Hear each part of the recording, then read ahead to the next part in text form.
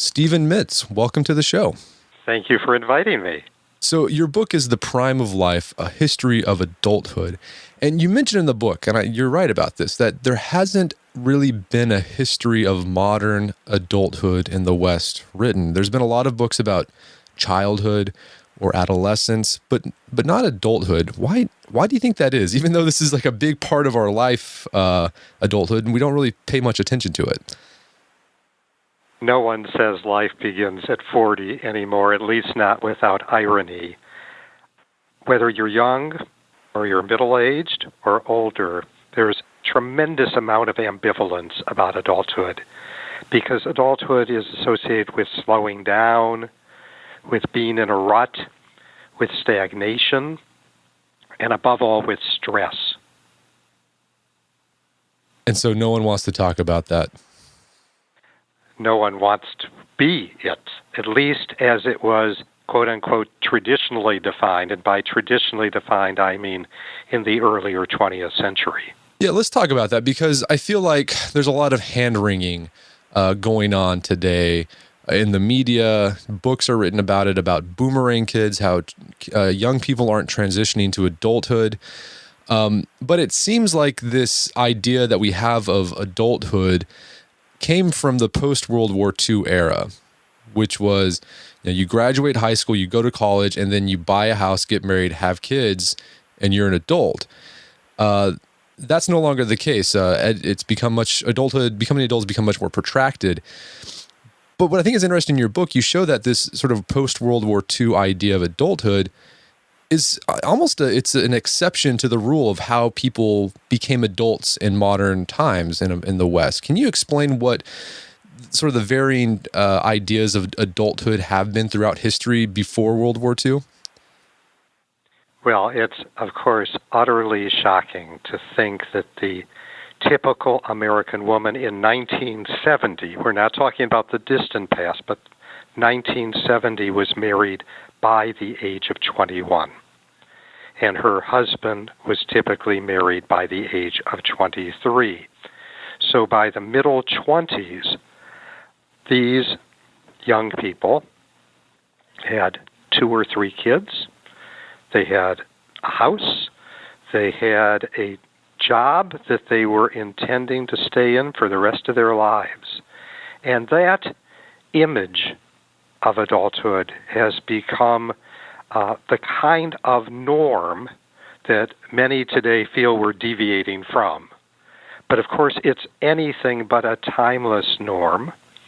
The fact is that throughout American history, and really, indeed, throughout Western history, growing up has been a protracted and difficult process. There is nothing unique about how difficult it is to grow up today. But furthermore, in that earlier world, adulthood was not frowned upon. Adulthood was something aspired to. Hard as it is to believe, people wanted to look older, not younger, in the past.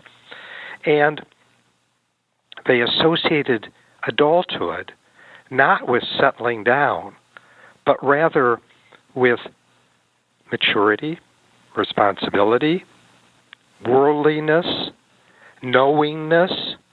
In other words, what I'll call the Cary Grant version or the Katharine Hepburn version of adulthood, something to aspire to, not something to recoil from.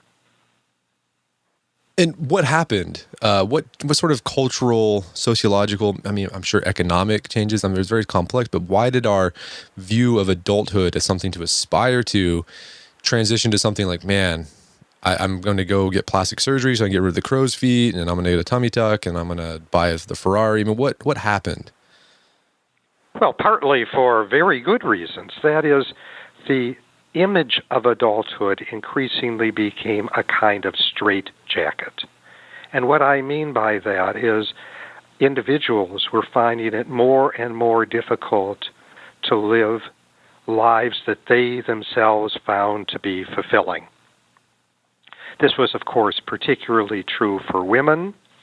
Women who married at the age of 19 or 20 had 3 children by the time they were 25. This was the generation that divorced at extremely high rates. They found that life constraining. But there's something else going on, and that's really the triumph of youth culture. It's hard to remember, but up until the late 1950s or early 1960s, adult culture dominated American tastes. Nat King Cole or Pat Boone were still at the top of the charts at the end of the 1950s. But what happened, of course, because we all experienced this, is that youth culture became much more attractive and utterly displaced the more traditional adult culture, which anyway adults were retreating from in the face of television, suburban living, and the like. Interesting. So that's why today you'll have parents and children who have the same musical taste. Like they'll both love rock bands, for example. Which is extraordinarily shocking to me. I was born in 1953, and my father, who participated in World War II, that experience seemed immensely remote from me. Well, that was like the where my children are way further from the Vietnam War, and yet I expect them to be aware of it. Yeah, and it's sort of that theme, that breakdown between generations was like the theme of a lot of movies in the 1950s, right? Like Rebel Without a Cause, where you have the angsty James Dean, it's like, oh, it's breaking me up, you don't understand me. That's what it was like, but it's not so much like that anymore. Well, I think you're exactly right, but the psychological consequences, I think, are interesting. That is, it's become more difficult for young people to cut the umbilical cord and truly establish an independent identity. And if your culture is quote-unquote derivative of your parents' culture, if your parents are in constant touch with you, which in many ways is a good thing, but it's complicated, of course, psychologically, how do you develop an independent identity? Well, you do it often in transgressive ways that aren't positive. And, some of the transgressions are pretty minor, tattooing, body piercing, and the like. And some of the transgressions are a little more significant, of which the challenges of growing up, of assuming financial responsibility for oneself, for example, have become more difficult. So I thought it was interesting, in your first chapter you discuss the sort of life stages that we've tried to break down life into different stages, and you talk about some famous people who didn't have the traditional, what we call the traditional transition to adulthood, where they left mom and dad, started life on their own, and that was it. There were a lot of famous boomerang kids, even in the 19th century. I guess one of them was Henry David Thoreau was one. He left his house, parents' house, then came back. Was that the reason why we transitioned to this idea of, you graduate high school, you graduate college, you're off on your own? Was it because of economics, really, that you could get a job that could support you and a person? And before World War II and now, it's much more harder to land a job quickly that can sustain you and another family? Let me offer a somewhat different perspective. We, in many ways, have juvenilized the young. And what I mean about that, that seems contradictory, right? They have sex younger, they're more likely to take drugs or to drink. How could it be that we've juvenilized them? We expect children to stay home to the age of 18. This was scarcely true in the past. Kids left home, came back, left home, came back. Let me give a couple of examples. Mark Twain's father died when he was 12. He then went to work. He worked in St. Louis. He worked in Washington, D.C. He worked in New York City. He worked in Keokuk, Iowa, all by the age of 18. It would be hard to imagine a parent allowing anything like that. Or take Herman Melville. By the age of 21, his father went insane when he was 12. He left home. He worked as a cabin boy on a whaling ship. He jumped ship. He was captured by cannibals. He somehow escaped. He made it his way home at the age of 21. These are extraordinary experiences. When Melville writes in Moby Dick that a whaling ship was my Harvard and my Yale College, he's not kidding. That is, at ages when we expect kids to be in a protected, secure environment, in close touch with their parents, kids showed remarkable independence. Now, that independence was punctuated by return home, which had its own psychological consequences. But they assumed that young people had a certain kind of fortitude and independence that we do not assume today. You talk about this in your book as well, about how college has changed in the past 30, 20 years, where it's become much more encompassing. Like we basically, you transition from one set of parents to parents that are college bureaucrats, essentially. We think of college as a transitional space. It's a coming-of-age experience for many young people. Nowhere is this more evident than in drinking. We at least legally bar drinking prior to the age of 21, and so college becomes the place where many kids learn to drink and overdrink. It's an interesting environment. The notion, I grew up in the generation that overthrew what used to be called parietals, a word that doesn't exist anymore. These were rules like 3 feet on the floor if a woman was in your dorm room, or that the dorm room door had to be open the size of a wastebasket at all times. It's almost impossible for students today to imagine that there was a world like that, where women had to check into their dorm at night, and that there were curfews for women students that were not for men. It's an extraordinary story about how that got overthrown, and what an irony that parents who themselves threw off all kinds of constraints are placing new constraints on their own kids. Yeah, why do you think that is? It is just that maybe the parents saw what the freedom was like, and they said, well, that's not that great. I remember the dumb things that I did when I was a kid, and I don't want my kid to do that. I think that's part of it. But the big thing is that parenting in general has become much more anxiety-ridden, and the anxieties begin even before a child is born. We have the capability in pregnancy of testing for over 700 conditions. We can treat a handful of those conditions, and the effect of this is to scare prospective parents to death.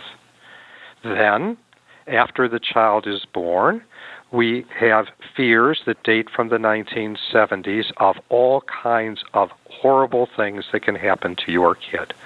Stranger abduction, abuse in daycare centers or even in churches. All of this creates an atmosphere of anxiety, and that has then been reinforced by an increasingly entrepreneurial, competitive economy, an economy where many parents feel that if they don't give their own child a leg up, their kid will fail in the race to success. So there is a view, I think, among many parents today that their child is a project to be perfected, and other people's children are problems that need to be dealt with. And I'm wondering, maybe there hasn't been any research done on this, but I mean, what effect are we actually? I mean, I guess it is that what the result of that. What you said earlier is that we're juvenilizing adults or young adults in a way because of this. Young adults.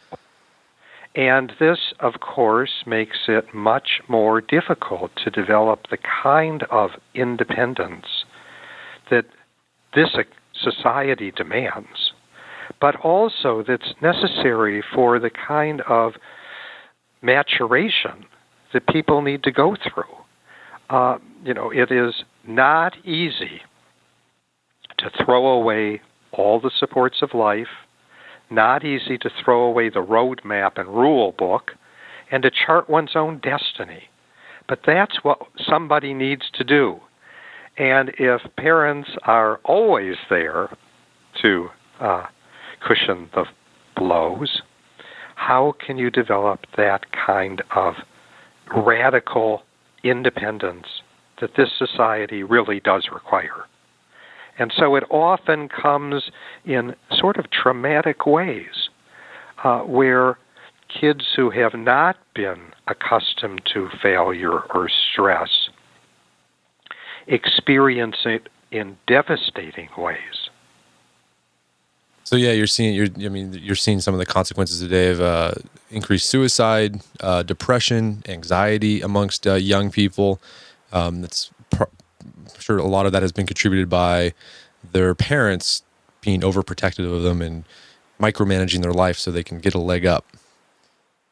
One of the great ironies in medical history is the reason that polio became a terrible problem in the 1950s was that parents were cleaning their houses more than ever in the past. Polio had always been prevalent, but when you get it when you're extremely young, in infancy or very early childhood, it doesn't leave any lasting effects in general. But when it's delayed, it has horrible consequences. I would just suggest that this is a kind of analogy that increasing independence at an early age has good consequences at later ages. Let me give one more example. In many, quote-unquote, underdeveloped societies, kids do chores at extraordinarily young ages, 2 or 3. The children are often terrible at those chores, but parents have them do those chores because they know kids at that age want to help out, and if they do it at that age, they will help out later. We wait, and then we have to force kids to do chores, which they do only in the most resistant manner possible. So we wind up we're trying to help them, we're trying to protect them, we're trying to free them, but sometimes things work out exactly the opposite of what we hope. You said something earlier that I just want to elaborate on briefly. By almost every measure, kids are better off today. Their crime rates are down, smoking's down, test scores are up, graduation rates are up. They're better off in almost every way except the ways that matter. We have depression beginning at much earlier ages. We have kids showing signs of stress, debilitating stress, at very early ages. We have growing numbers of kids who seem to have difficulties in interpersonal relationships. So you could be better off in the ways we can easily count and still be worse off in the ways that really matter. I'm curious if you came across this in your research, but do you think there is going to be a generational backlash? And what I mean by that is these, kids my age. I guess I'm not a kid. I'm 32 years old. Be 33. I have my own kids. But millennials who are raised by baby boomer parents who are helicopter parents and really micromanage their life. Do you think these millennials who are starting to have kids are going to do swing the opposite direction and be a little more, free? Not as micromanaging with their kids' life. Well, John Edwards, the failed presidential candidate, a disgraced presidential candidate, spoke of two Americas, and increasingly we're seeing two Americas with very different life trajectories, and it's very much rooted in education and class. It is not an accident that 80% of the kids in the Ivy League have two parents who've never been divorced, which is wholly unlike the rest of society. We have a more affluent, better educated population that leads a much more stable lifestyle and that has lots of resources to shower on its children and has sufficient money to deal with the work-family tensions that beset everybody. And then we have another very large segment of the population that lives amid a kind of swirl of relationships, that has a lot of instability in their lives, that live paycheck to paycheck, but sometimes that paycheck's not there. And we're increasingly seeing these two routes through adulthood. And it's scary because as a society, we know how much this society has depended on a stable family network to help us when we're old. And if you don't have that, who's going to take care of you? Yeah, that's a great point. So basically, we have two trajectories of adulthood, and it all depends on social class, right, or economic class. Well, let me give you an example that I know well, which involves higher education. In higher education, all the benefits flow to having a bachelor's degree and increasingly having a master's degree or some other professional degree. But the benefits only come if you have a degree. But of all the kids who enter college, only a little less than 60% will ever get a college degree. And it's much, much worse at community colleges, where the overwhelming majority of students who enter a community college will never get an associate's degree. All these kids are getting is debt.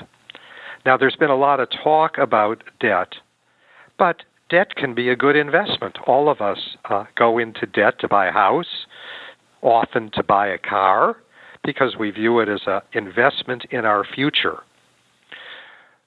College debt is a real problem, not for people who graduate from name-brand institutions. They'll be able to pay off their debts. The Obamas didn't do so poorly. But it's the people who never got a degree. So they never got the benefits.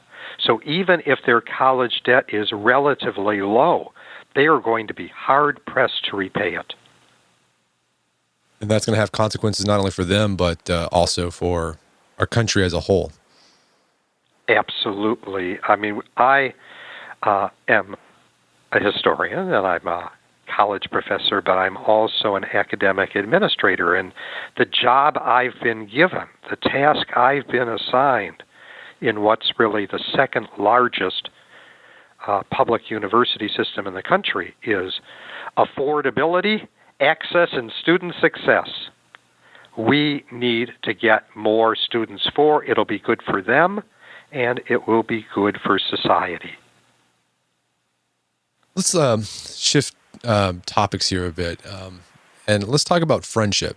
Because this is something that Yep. we don't think too much about when we think about adulthood, because if you do the survey said that most adults don't have very many friends. I think one is what it is. But at a previous time, adulthood was a time of when you had your most stable relationships, and people, even men included, had lots of friends, maybe 3 or 4. How? We watch Friends on TV, and in real life, we have lots and lots of casual acquaintances, and we have lots and lots of work colleagues. Now, increasingly, we've seen a gender divide in friendship. That is, women are much more likely than men to engage in intimate conversation with a small number of close intimates, and men whose lives tend to be much more work-centric, tend to have a lot of work connections that don't provide the kind of friendship that we used to associate with friendship. My father recently died at the age of 95. When he was 94, he had 4 high school buddies that he had grown up with in Detroit and were still alive and still in communication at the age of 94. Today, they're all dead, unfortunately. But these people had shared a whole lifetime of experiences. They lived in proximity. They were able to communicate whenever they wanted to. And that is much harder to do these days. Our friendship networks are spread nationally or internationally. People are busy. It's hard to figure out how to communicate. Email is okay, but it doesn't convey tone very well. And anyway, people don't tend to write those lengthy letters that Victorians loved to write. So people find it difficult to sustain the kinds of friendships with deep disclosure and sharing of feeling and providing day-to-day help and guidance that friendship used to mean. Now, friendship can take many forms, and there is a form of male friendship that involves bantering and joking. That's a fantastic form of friendship.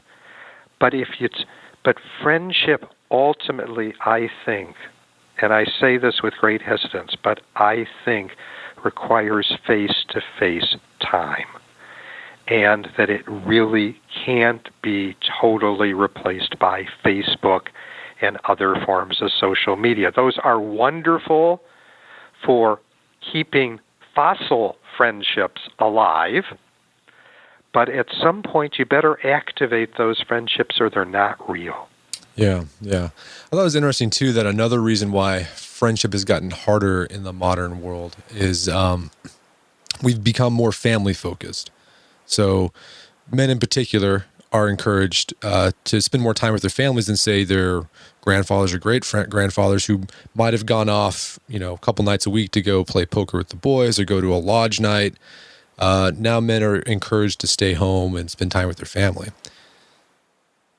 It's interesting that this remains the case. Women are much more likely to be, for example, in book clubs or other kinds of activities like yoga than men. Even though the male breadwinner conception of gender roles has broken down, many men continue to hold to that vision. It's evident in a variety of ways, and there's reasons why people do it. Men earn much higher incomes than women, partly because they work longer hours in very stressful fields, and they still view their job as the key to the family's financial success. But that comes at a cost. Cost is no friends. And ironically, if you put too many burdens on a lonely life raft, that life raft will sink. For most men, they say that their closest intimate is their spouse, their partner. And if you place all the weight on that relationship, it's more than that relationship can bear. So I think reviving friendship, reclaiming friendship is not just a good thing in the abstract. It'll actually produce better intimate relationships in the long run. Yeah, it seems like it's great for everything. It's great for you, your emotional needs. It's great for your relationship. And I feel like there was a time when friendships, like you said, provided a support, a social support. Whenever you were sick or you needed help, you didn't have to go to a therapist. You didn't have to go rely on paid services to for someone to mow your lawn. Like your friends would come over and do that for you. But we don't have that anymore. So we have to go out and to the marketplace to get these services that we once would get from family and friends. Precisely. More people, of course, will die from loneliness than will die of cancer. We may call it something else, but there is no question that the social isolation that our society has contributes to a lot of problems with our psychological and even our physical well-being. One thing that's weird about our society is we don't recognize friendship. That is, no obituary mentions who your friends are. But we also legally castigate friendship. In the 18th century, nobody saw nepotism as a bad thing. Networks were how people got jobs in general. We've eliminated nepotism for good reasons, but one message that we're sending is that friendship should never be instrumental. They shouldn't actually do things for you. They should provide psychological support and comfort. They should provide laughter in your life and sociability, but they shouldn't actually do anything for you. But friendships historically did lots of things for people. And in the real world that we exist in, we all know that having a great LinkedIn network is a great way to get your kid a job or to find a new job if you're looking. So it's on one level, we deny that this exists. And on a different level, we do everything in our power to take advantage and leverage that network. So another part of adulthood that is that looms large, we spend most of our adult life doing this, is our work. And I thought your chapter on the history of work in regards to adulthood is fascinating. How has it changed in the past 100 years? I mean, how do we view our work now that's different than how, say, our grandfathers or maybe great-grandfathers may have viewed their work? If you ask someone who they are their job. People do not answer in terms of their religion. They do not answer in terms of their ethnicity in general. They do not answer in terms of their family. They answer in terms of what they do. Our jobs are incredibly important to us. They are the source of our very identity. And this becomes evident when you see Americans today take fewer vacation days than ever. At least in the modern period, that is the last 100 years. Americans only take 16 days of vacation a year. This is extraordinary. It's as if we live to work, which Europeans have long accused us of doing. What's interesting to me is that American history has a long tradition of alienation towards work. Long before Karl Marx, Americans were talking about wage slavery. They were talking about the dehumanization of work. If you read Herman Melville, you'll see tales that talk about the mindlessness of work. And this is a long time ago. But what's striking to me is that the language of alienation from work seems to have disappeared from American society. The kind of notion that work shouldn't be all your life is about has dissipated. This is scary. It's not a product of some corporate plot to brainwash people to work harder. Clearly, this was self-chosen by Americans to embrace work. And it's not just, of course, men who've embraced work, but women as well. And many, many Americans find retirement the most difficult transition of all, because everything that was meaningful in their life was tied up with work, including their sociability. So it's scary that we've lost the old view, take this job and shove it, the kind of view, popularized not so long ago in movies like 9 to 5, and we act as if you can find the meaning of life exclusively in your work. Yeah, that's interesting because I see that a lot, particularly in the online world, where you can find coaches, life coaches, programs you can take where the whole goal is to help you find your life's calling, which is basically it's your life's work, and how you can make money simply doing the thing you love. But the problem with Freud once said that the meaning of life lies in two things, love and work. But he's wrong, of course, because the well-rounded life actually has way more than that in it. It's hard, I think, these days to see that there are other worlds that are worth spending time and energy on. We've become narrow, we've become focused, we're incredibly productive, and then one has to ask, for what? Yeah, I ask myself that a lot.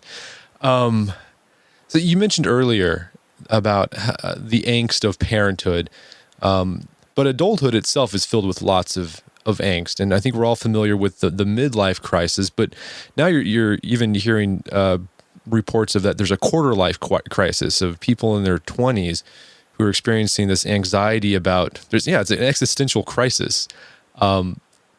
What causes that angst in adulthood, and why is it starting earlier and earlier? When there was a clearly defined roadmap through adulthood, when there were clearly defined gender norms and clearly defined expectations, what me worry, as Alfred E. Newman would say. But when there aren't, when there's no well-defined navigational tool, no GPS that tells us that we're on track, when we live in a world where we're constantly bombarded with consumer delights, how can you ever feel happy where you are? The grass always will appear greener someplace else, and you will feel that things could be better than they are. And maybe they could be. The fact is that many people are now able to reinvent themselves multiple times and move onward and become truly the author of their own life course. And who am I to say that there's anything wrong with that? Each of us has to determine that for ourselves. But the price we pay for that freedom is anxiety. I guess that's what Kierkegaard, like the existentialist, would say. Absolutely. Yeah. And I think you also mentioned in your book as well is that modernity has given us, with the technology and science that we have, has given us sometimes a false sense of control over life. And when things don't turn out the way we do, the way we think they should turn out, it's upsetting because you think I should have control over this, but you don't. Yeah, there are two cultures, I would argue. There's a culture of chance and a culture of control. If you are poor, you're much more likely to embrace the culture of chance. You will be much more likely to play the lottery or to gamble because maybe luck will come your way. But for many well-educated adults, they inhabit the culture of control. After all, they made their own way in life, and they're going to do everything in their power to make sure that their kids are successful and don't suffer downward mobility. But a culture of control is in many ways an illusion. Illness or accident can strike any time. It can strike randomly and unexpectedly. One of the shocks that I've had growing up is discovering the number of people who've died who I was close to. We sort of think, for good reason, that people live a long time right now, that most people will live into their 70s or 80s, and yet about 1 in 6 men and 1 in 9 women will die between the age of 20 and 65, which is way higher, I think, than most of us assume. And they did not die because they were bad people. They did not die because they had bad lifestyles. They died by chance and misfortune, for the most part. And that's a scary world to live in. It should remind us a bit of the world of our ancestors, where they had much less control than we do today. But it also means that we need all kinds of support systems, because sometime the bell will ring for thee. Stephen, this has been a fascinating discussion. Before we end up, one last question, because I get this question a lot from our podcast listeners and the guys who read the website.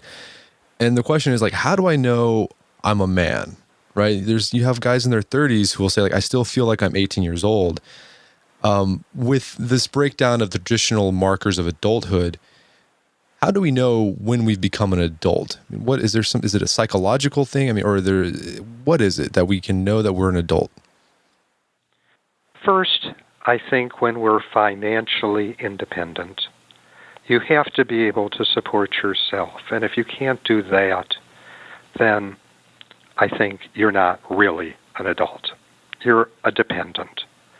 And then the second thing is the assumption of responsibilities for other people. Almost all adults bear a lot of responsibility for children, for a partner, a significant other, often for siblings, increasingly for older parents. And this can be a tremendous burden. It's a burden that few of us were really prepared for, and so it comes a bit as a shock. But it's one of those things that defines adulthood. And then I'll add something else to the mix. True adulthood ultimately comes with failure.